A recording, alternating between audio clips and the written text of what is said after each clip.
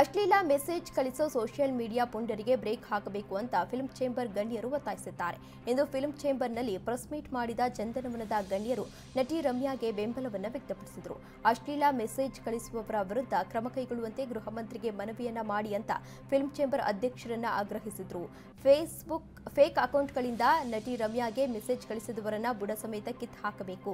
ಯಾವುದೇ ನಟ ನಟಿಯರಾಗಿರಲಿ ಫೇಕ್ ಅಕೌಂಟ್ನಿಂದ ಈ ರೀತಿ ಮೆಸೇಜ್ ಮಾಡುವುದು ನಿಲ್ಲಬೇಕು. ಅವರಿಗೆ ಸಾಮರ್ಥ್ಯ ಇದ್ದರೆ ನೇರವಾಗಿ ಮಾತನಾಡುವಂತಹ ಬೆಳವಣಿಗೆ ಆಗಬೇಕು. ಇದನ್ನ ಸಿಎಂ, ಡಿಸಿಎಂ, ಗೃಹ ಮಂತ್ರಿಗಳ ಗಮನಕ್ಕೆ ತನ್ನಿ ಅಂತ ಮಾಜಿ ಫಿಲ್ಮ್ ಚೇಂಬರ್ ಅಧ್ಯಕ್ಷರು ಒತ್ತಾಯಿಸಿದ್ದಾರೆ.